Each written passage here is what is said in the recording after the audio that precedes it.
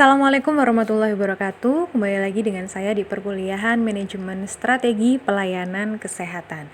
Pada kesempatan kali ini saya akan melanjutkan materi pembahasan kita tentang manajemen strategi dalam organisasi.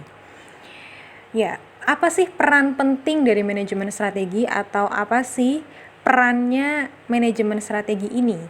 Jadi kenapa manajemen strategi itu penting? Manajemen strategi itu terdiri dari 3 proses seperti yang sudah kita pelajari di pertemuan sebelumnya. Yang pertama yaitu formulasi atau pembuatan strategi atau perencanaan, kemudian ada penerapan atau implementasi strategi, dan yang terakhir ada evaluasi atau kontrol dari strategi yang sudah dibuat. Mencakup usaha-usaha untuk memonitor seluruh hasil-hasil dari pembuatan dan penerapan strategi. Manajemen strategi fokus pada penyatuan atau penggabungan aspek-aspek pemasaran, riset, dan pengembangan keuangan atau akuntansi, operasional atau produksi dari sebuah organisasi. Jadi, manajemen strategi itu kenapa penting untuk dipelajari? Karena manajemen strategi juga fokus untuk kita bisa melihat berbagai macam aspek, ya kan. Aspeknya ada aspek pemasaran. Jadi misalkan Anda bekerja di klinik kesehatan, maka dengan memahami, mempelajari manajemen strategi atau menerapkan manajemen strategi juga bisa melakukan bagaimana kita bisa memasarkan suatu pelayanan atau produk tertentu gitu ya. Kemudian juga pada riset dan pengembangan. Kemudian ada keuangan dan akuntansi. Jadi manajemen strategi juga memiliki peranan dalam keuangan. Kemudian juga pada operasional produksi dari sebuah organisasi. Kemudian, manajemen strategi selalu memberikan sebuah keuntungan, sehingga apabila proses manajemen yang dilakukan oleh organisasi gagal menciptakan keuntungan bagi organisasi tersebut, maka dapat dikatakan proses manajemen tersebut bukanlah manajemen strategi. Jadi, manajemen strategi itu juga tujuannya selain untuk mencapai tujuan, tapi juga agar ada keuntungan yang didapatkan. Misal Anda bekerja di sebuah pelayanan kesehatan atau di klinik kesehatan gitu ya, pasti ada keuntungan yang ingin dicapai, ada tujuan yang ingin dicapai. Misal kalau Anda bekerja di rumah sakit atau di puskesmas, salah satu goals-nya adalah adanya pasien yang berkunjung itu banyak gitu ya, misalkan banyak pasien yang memanfaatkan pelayanan-pelayanan tertentu di klinik atau di rumah sakit gitu ya. Kemudian kalau misal menjual suatu produk obat-obatan, berarti tujuannya adalah agar obat-obatan tersebut laris di pasaran, misal seperti itu. Nah, itu merupakan keuntungan yang ingin dicapai. Nah, apabila gagal keuntungan itu didapatkan, berarti bisa jadi proses manajemen strateginya tidak berjalan seperti itu. Nah, ini adalah peran manajemen strategi dalam organisasi. Jadi peran manajemen strategi ketika diimplementasikan dalam suatu organisasi atau suatu instansi atau lembaga, maka setiap unit atau bagian yang ada di dalam organisasi tersebut dapat melaksanakan tugas dan tanggung jawabnya sebaik mungkin. Jadi ketika suatu organisasi atau lembaga itu menerapkan manajemen strategi ya, jadi membuat upaya-upaya perumusan, perencanaan strategi apa aja yang akan dilakukan, bagaimana implementasinya, bagaimana evaluasinya, maka di setiap bidang itu bisa menjalankan tugasnya dengan baik dan dengan penuh tanggung jawab seperti itu. Dan manajemen strategi dalam pengembangan daya saing organisasi dapat membantu pemahaman mekanisme pasar atau standar dan benchmarking, kecepatan dan ketepatan penyampaian produk, barang ataupun jasa yang mampu menciptakan nilai tambah. Jadi, manajemen strategi juga dapat membantu untuk mengembangkan daya saing organisasi. Jadi, misal Anda bekerja di suatu klinik swasta atau rumah sakit swasta. Pastikan rumah sakit swasta itu bersaing ya antara rumah sakit satu atau klinik satu dengan klinik yang lain lah. Dengan kita mempelajari atau menerapkan manajemen strategi itu dapat membantu memahami mekanisme pasar pada pelayanan kesehatan tersebut, pada rumah sakit tersebut, pada klinik tersebut gitu ya. Jadi bisa mengetahui kondisi pasar tuh bagaimana dan bagaimana cara untuk menyampaikan produk atau pelayanan kepada konsumen, seperti itu. Nah, ini adalah yang berikutnya, ada berpikir strategi. Berpikir strategik, hal ini dicirikan oleh pemahaman tentang pentingnya faktor waktu, yaitu faktor waktu ini meliputi pada masa lampau, lalu, pada masa sekarang atau kini, dan masa yang akan datang, hari esok. Jadi ketika mempelajari manajemen strategi, kita memiliki cara berpikir strategi itu bisa memahami tentang faktor waktu ini ya. Kemudian adanya proses yang kontinu, yang seperti terus-menerus, sebuah siklus gitu ya. Dan adanya literatif atau sequence pembelajaran dalam mengidentifikasi kegiatan yang menjanjikan ke depan yang berbasis pada pemetaan kemampuan yang dimiliki, yaitu terkait sumber daya seperti bagaimana SDM yang tersedia, bagaimana sarana prasarananya gitu ya, dengan secara komprehensif memperhatikan faktor-faktor makro seperti politik, ekonomi, teknologi, dan sosial budaya, di samping upaya pembelajaran organisasi dalam menuju daya saing secara parsial ataupun utuh. Jadi dengan berpikir strategis itu kita bisa memahami tentang pentingnya faktor waktu, di masa lalu sudah melakukan apa, kemudian dievaluasi untuk diperbaiki di masa sekarang, dan di masa yang akan datang kita merencanakan apa. Kemudian adanya suatu proses atau siklus yang terjadi ya secara terus-menerus. Kemudian kita juga bisa membuat suatu atau mengidentifikasi suatu kegiatan yang akan dilakukan ke depannya bagaimana gitu ya. Kita bisa mengidentifikasi kemampuan kita berdasarkan SDM yang dimiliki, berdasarkan sumber daya yang dimiliki, kemudian juga menganalisis faktor-faktor makronya berdasarkan politik, sosial, ekonominya, dan lain sebagainya.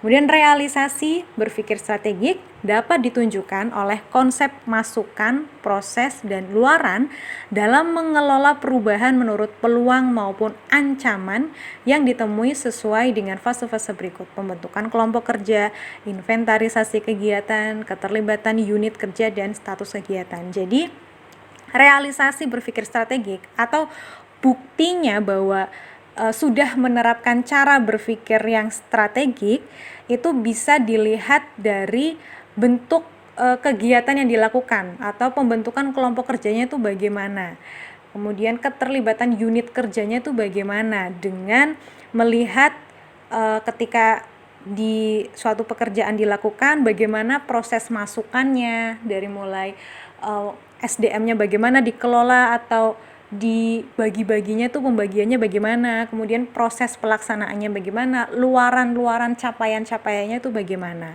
seperti itu ya. Jadi kita bisa melihat itu bisa suatu organisasi menerapkan berpikir strategi atau tidak dari realisasi dari yang dilakukan gitu ya. Kemudian hal tersebut dalam praktiknya didukung oleh konsep-konsep strategi baik klasik ya, secara jadi dipetakan menurut analisis SWOT yang dalam implementasinya sangat ditentukan oleh besaran dimensinya atau tema tertentunya. Kemudian berikutnya ada faktor implementasi manajemen strategi. Jadi faktor-faktor apa yang melatar belakangi manajemen strategi itu dapat diimplementasi. Yang pertama adanya skala ekonomi, diferensiasi produk, persyaratan modal, biaya peralihan pemasok, akses ke saluran distribusi, kebijakan pemerintah, dan lainnya. Jadi hal-hal ini, ada skala ekonomi, diferensiasi produk, persyaratan modal, ini merupakan faktor yang mempengaruhi manajemen strategi itu dapat diimplementasi atau tidak gitu ya, bisa diimplementasi atau tidak. Kemudian adanya ancaman produk pengganti.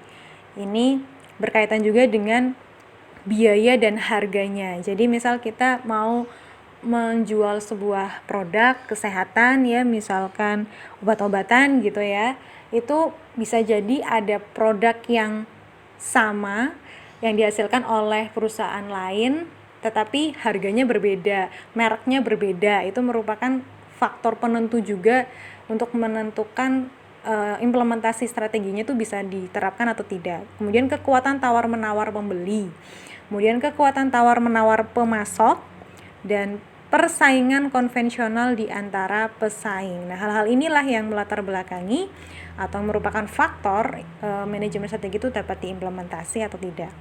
Kemudian apa manfaat manajemen strategi bagi organisasi?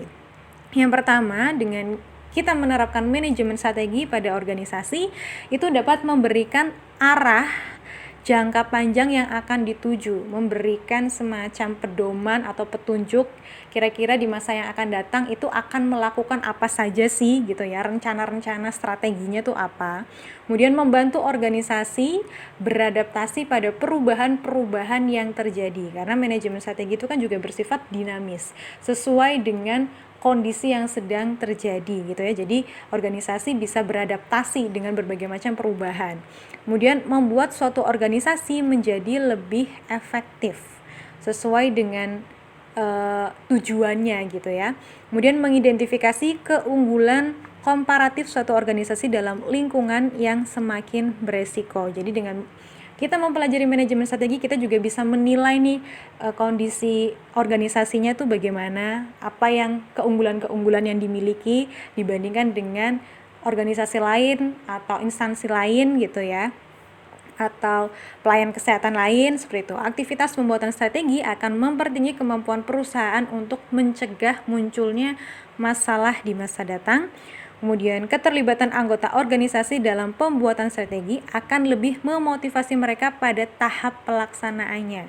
Aktivitas yang tumpang tindih juga dapat dikurangi. Jadi dengan menerapkan manajemen strategi pada organisasi juga dapat memotivasi ya para anggotanya agar dapat terlibat gitu ya dalam proses pembuatan strategi, sehingga mereka lebih semangat dalam pelaksanaannya. Kemudian aktivitas pembuatan strategi juga mempertinggi kemampuan perusahaan untuk mencegah munculnya masalah di masa yang akan datang. Dengan pembuatan strategi, maka bisa mengurangi resiko-resiko yang akan datang gitu, karena kita sudah memetakan di awal tuh sudah memetakan posisi kita bagaimana, kemampuan yang dimiliki apa, kelemahannya apa gitu, sehingga bisa mengurangi resiko-resiko atau masalah-masalah di masa yang akan datang. Nah, ini adalah langkah pengembangan organisasi. Yang pertama, yaitu manajemen perlu secara detail mengidentifikasi aktivitas yang perlu dikerjakan, baik langsung maupun tidak langsung, sejak disusunnya proposal kegiatan, pengujian dan penilaian, proses perencanaan program dan kegiatan, implementasi, pengendalian, dan pengawasan. Jadi langkah pertama untuk dapat mengembangkan suatu organisasi adalah mengidentifikasi terlebih dahulu apa yang akan dikerjakan gitu ya. Jadi ketika mau membuat suatu perencanaan itu diidentifikasi bagaimana SDM-nya, terus kira-kira apa peluangnya, seperti biasalah SWOT seperti itu ya. Kemudian disusunlah adanya TOR, kemudian proposal kegiatan, kemudian diuji kira-kira sudah baik atau tidak, terus kemudian diimplementasi dan dilakukan sebuah pengawasan dan pengendalian. Kemudian langkah kedua yang perlu dilakukan untuk menganalisis profil atau postur organisasi adalah mencari keterkaitan, linkage dari berbagai aktivitas rantai kegiatan tersebut, baik antar aktivitas pokok, fungsi utama, dan aktivitas penunjang. Jadi langkah keduanya adalah menganalisis profil organisasi. Jadi kita menganalisis di masing-masing bagian. Misalkan ada organisasi itu kan, misal Anda di Hima gitu ya, ada berbagai macam divisi. Ada divisi pengembangan, kemudian divisi yang lain-lain. Nah, setiap divisi atau unit itu dianalisis dan dicoba untuk dikaitkan satu divisi dengan yang lain gitu. Kemudian juga coba untuk dikaitkan dengan aktivitas penunjang yang lain atau hal-hal lain yang ada di sekeliling organisasi tersebut. Kemudian langkah ketiga yaitu mencoba mencari sinergi potensial yang mungkin dapat ditemukan di antara output yang dihasilkan oleh setiap aktivitas yang dimiliki oleh organisasi. Jadi setelah sudah adanya implementasi kegiatan, ya sudah ada output atau hasilnya, coba disinergikan dengan aktivitas-aktivitas lain gitu ya, yang pastinya bisa menguntungkan organisasi. Ya, berikutnya ada pertanyaan kunci manajemen strategik. Jadi pertanyaan ini merupakan pertanyaan kunci atau mendasar pada manajemen strategi. Apa saja sih yang biasanya ditanyakan dalam melakukan manajemen strategi? Yang pertama adalah jenis bisnis apa yang harus dilakukan. Apakah kita berada di bidang yang tepat? Jadi misal Anda sedang melakukan sebuah bisnis di pelayanan kesehatan, misal membuka klinik kesehatan gitu ya, maka dipertanyakanlah apa yang akan dilakukan dan apakah berada di bidang yang tepat. Kemudian apakah kita harus mengubah bentuk bisnis kita, pesaing baru mana yang masuk dalam industri kita. Anda juga harus mengetahui kira-kira pesaing Anda yang sejenis ya, bisnis-bisnis yang sejenis itu mana saja, apa saja, dan berapa jumlahnya. Strategi apa yang harus dilakukan, bagaimana perubahan pelanggan kita, dan apakah teknologi baru yang sedang dikembangkan dapat membuat kita keluar dari bisnis. Nah, ini merupakan pertanyaan-pertanyaan kunci dalam manajemen strategi. Nah, berikutnya yaitu ada proses manajemen strategi.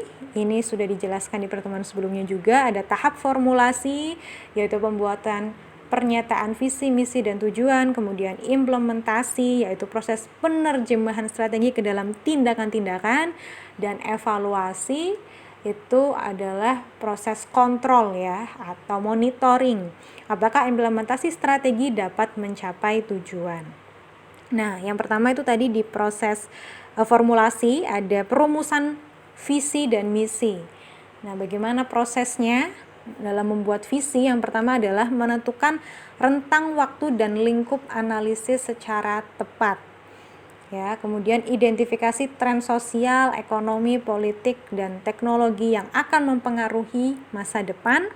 Identifikasi kondisi persaingan dan evaluasi sumber daya dan kapabilitas internal. Jadi misal dalam sebuah organisasi atau di sebuah instansi atau lembaga, misal dalam sebuah klinik pun tuh pasti memiliki misi ya, rumah sakit pun ada visi misinya tuh apa, di setiap organisasi tuh pasti memiliki visi dan misi. Nah, dalam merumuskan visi itu pastinya harus memperhatikan waktunya dan bagaimana menganalisis, metode analisis yang tepat gitu ya, misal menggunakan analisis SWOT atau menggunakan metode analisis yang lain, itu harus ditentukan gitu. Kemudian mengidentifikasi tren sosial yang sedang hangat diperbincangkan oleh masyarakat tuh apa, kemudian bagaimana kondisi ekonomi yang sedang ada sekarang ini, kemudian refleksinya di masa yang akan datang bagaimana, kondisi politik dan teknologinya itu bagaimana gitu ya.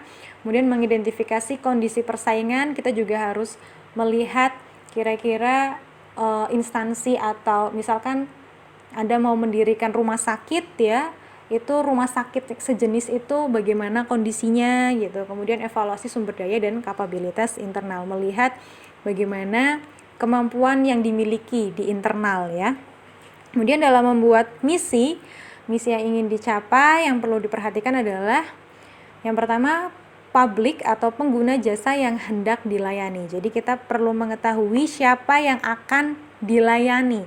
Misalkan Anda rumah sakit, berarti seluruh masyarakat gitu ya. Kemudian jasa utama yang ditawarkan, misalkan rumah sakit atau pelayanan kesehatan, berarti jasa kesehatan. Kemudian wilayah geografis yang dilayani. Jadi misal Anda mendirikan di kota Semarang, berarti wilayah geografisnya di kota Semarang, atau bisa juga mungkin wilayah-wilayah perbatasan yang dekat dengan kota Semarang.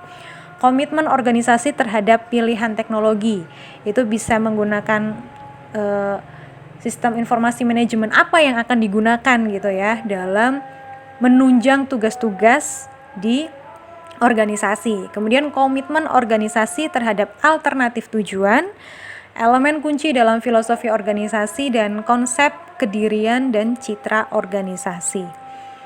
Ya, setelah membuat visi, misi, berikutnya adalah menganalisis lingkungan, baik lingkungan makro maupun mikro. Nah, lingkungan makro itu meliputi bagaimana kondisi ekonomi yang sedang terjadi, bagaimana pasarnya gitu kan, kemudian teknologi yang tersedia itu apa, bagaimana kondisi politik dan budaya, sosial budayanya bagaimana. Sedangkan analisis lingkungan mikro, dalam perumusan strategi, sebuah perusahaan perlu melakukan identifikasi dan evaluasi atas lingkungan bisnis perusahaan. Ini skalanya lebih kecil ya dibandingkan dengan makro. Hasil dari identifikasi dan evaluasi tersebut diharapkan perusahaan dapat mengetahui profil keunggulan strategi perusahaan yang dimiliki. Sehingga dengan demikian perusahaan dapat mengantisipasi peluang bisnis dan menyikapi ancaman bisnis yang ada dengan cepat. Oke, berikutnya ada macam-macam strategi, yaitu ada strategi integrasi vertikal, strategi diversifikasi, dan strategi level bisnis. Nah, strategi integrasi vertikal itu merupakan strategi yang menghendaki perusahaan melakukan penguasaan yang lebih atas distributor, pemasok, dan para pesaing baik melalui merger, akuisisi, atau membuat perusahaan sendiri. Jadi kalau integrasi, judulnya aja integrasi ya, jadi lebih kayak ingin menguasai gitu ya, ingin menggabungkan gitu, merger gitu. Oke, berikutnya kalau strategi diversifikasi merupakan pendekatan utama strategi pada level korporasi. Perusahaan mengimplementasi strategi diversifikasi dilandasi alasan dan motif yang mempertahankan keunggulan strategi, insentif, dan sumber daya, serta motif manajerial. Kalau diversifikasi itu lebih kayak mengklasifikasikan gitu ya, keunggulannya apa, kemudian bagaimana kondisi sumber dayanya, kemudian bagaimana kondisi manajerialnya. Sedangkan strategi level bisnis, untuk dapat mencapai keunggulan bersaing, perusahaan harus melakukan evaluasi lingkungan eksternal guna mengidentifikasi peluang, ancaman, dan kemampuan sumber daya internal untuk menentukan kompetensi inti dan strategi yang akan diimplementasikannya, yang disebut dengan strategi level bisnis. Jadi kalau level bisnis itu lebih bagaimana perusahaan itu melakukan evaluasi lingkungan eksternal. Jadi bagaimana peluang-peluang yang bisa bermunculan atau bisa didapatkan, kemudian bagaimana ancamannya, pesaingnya bagaimana, kemudian juga mengidentifikasi sumber dayanya itu bagaimana, sehingga bisa membuat suatu strategi gitu ya, agar nantinya bisa menguntungkan, disebut dengan strategi level bisnis. Nah, berikutnya ini ada dimensi manajemen strategi. Yang pertama ada dimensi waktu dan orientasi masa depan. Nah, manajemen strategi ini seperti yang sudah dijelaskan, dalam mempertahankan dan mengembangkan eksistensi suatu organisasi itu akan berpandangan jauh ke masa yang akan datang dan berperilaku proaktif dan antisipatif terhadap kondisi masa depan yang diprediksi dan akan dihadapi. Jadi karena kita membuat strategi itu kan tujuannya untuk masa yang akan datang, sehingga orientasinya di masa yang akan datang. Sedangkan dimensi internal dan eksternal, dimensi internal adalah kondisi organisasi non-profit pada saat sekarang berupa kekuatan, kelemahan, peluang, dan hambatan. Ini menggunakan analisis SWOT yang harus diketahui secara tepat untuk merumuskan renstra yang berjangka panjang. Jadi kalau dimensi internal dan eksternal itu memetakan atau mengidentifikasi bagaimana kondisi yang sekarang sedang dialami, bagaimana kekuatannya, kelemahannya, ancamannya, peluangnya gitu ya, untuk membuat rencana strategi jangka panjang. Kemudian dimensi pendayagunaan sumber-sumber itu merupakan sumber daya itu ya memberdayagunakan atau menggunakan sumber daya sebagaimana mestinya ya. Sumber daya terdiri dari sumber daya material berupa sarana prasarana, kemudian sumber daya finansial, kemudian ada sumber daya manusia dan teknologi ya. Kemudian dimensi keikutsertaan manajemen puncak yaitu melibatkan manajemen puncak ya dalam membuat strategi. Rencana strategi harus mampu mengakomodasi seluruh aspek kehidupan organisasi yang berpengaruh pada eksistensinya di masa depan, merupakan wewenang dan tanggung jawab manajemen puncak. Karena seluruh kegiatan merealisasikannya merupakan tanggung jawabnya sebagai pimpinan tertinggi, meskipun kegiatannya dilimpahkan pada organisasi atau satuan unit kerja yang relevan. Jadi ketika mau membuat perencanaan strategi itu pasti harus melibatkan manajemen puncak karena memang dia memiliki wewenang dan tanggung jawab meskipun pelaksanaannya dilakukan pada unit kerja yang relevan. Kemudian yang terakhir ada dimensi multibidang, yaitu mengeksploitasi peluang bisnis yang muncul guna mencapai tujuan perusahaan yang telah ditetapkan sesuai dengan misi yang telah ditentukan dan mengurangi efek negatif yang ditimbulkan oleh ancaman-ancaman.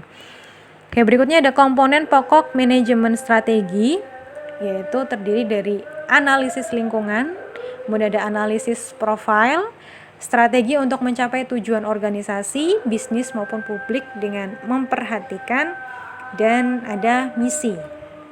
Ya, analisis lingkungan ini yaitu menganalisis hubungan antara strategi perusahaan dan tanggapan terhadap lingkungan yang dipakai sebagai landasan untuk membandingkan strategi yang sedang berjalan dengan strategi yang potensial yang akan datang. Menganalisis kecenderungan faktor dan masalah utama yang potensial yang akan datang dan mencoba meramalkan kemungkinan yang akan terjadi pada masa yang akan datang terhadap lingkungan. Ya, berikutnya analisis lingkungan ini juga secara mendasar bernilai substantively valuable. Ya, jadi Pemda harus menghasilkan sesuatu yang bernilai bagi lembaga pengawas, pengguna jasa, dan masyarakat dengan biaya yang murah. Ya, jadi kita misalkan bekerja di pemerintahan atau misalkan di pemerintah daerah, di dinas-dinas daerah gitu ya, itu harus menghasilkan suatu yang bernilai bagi lembaga pengawas, kemudian bagi pengguna jasa, bagi konsumen gitu ya, dan masyarakat. Kemudian absah dan secara politis dapat diterima, legitimate and political sustainable. Pemda harus bisa, pemerintah daerah maksudnya ya, harus bisa mendapatkan mandat maupun dana serta bertanggung jawab terhadap institusi politik yang ada. Kemudian secara operasional dan administratif dapat dilaksanakan operationally and administratively feasible. Kewenangan dan kegiatan yang direncanakan dapat dilaksanakan dalam organisasi yang ada atau dengan bantuan pihak-pihak lain yang membantu organisasi Pemda. Nah, ini ada usaha pencapaian tujuan manajemen strategi. Jadi bagaimana upaya-upaya yang dapat dilakukan untuk dapat mencapai tujuan. Yang pertama harus menerapkan prinsip efektif dan efisiensi ya. Manajemen strategi disebut efektif jika hasil yang dicapai seperti yang diinginkan, sedangkan efisien itu menggunakan sumber daya seoptimal mungkin gitu ya, sehingga tidak terjadi pemborosan. Kemudian keputusan dan implementasi. Keputusan manajemen strategi tidak berarti apa-apa tanpa implementasi. Strategi tergantung pada kemungkinan dan taktik yang potensial. Keputusan strategi harus dapat mencapai tujuannya. Kemudian yang berikutnya ada pertumbuhan dan struktur organisasi. Pertumbuhan organisasi menghasilkan berbagai bentuk struktur organisasi seperti struktur fungsional, divisional geografis, organisasi unit bisnis, organisasi matrik, dan struktur organisasi horizontal. Kemudian ada kepemimpinan dan budaya organisasi. Budaya organisasi sesungguhnya tumbuh karena diciptakan dan dikembangkan oleh individu-individu yang bekerja dalam suatu organisasi yang diterima sebagai nilai-nilai yang harus dipertahankan dan diturunkan kepada setiap anggota baru. Ya, ini merupakan upaya-upaya yang dapat dilakukan untuk mencapai tujuan dari manajemen strategi. Ya, terima kasih atas perhatiannya. Kurang dan lebihnya mohon maaf. Wassalamualaikum warahmatullahi wabarakatuh.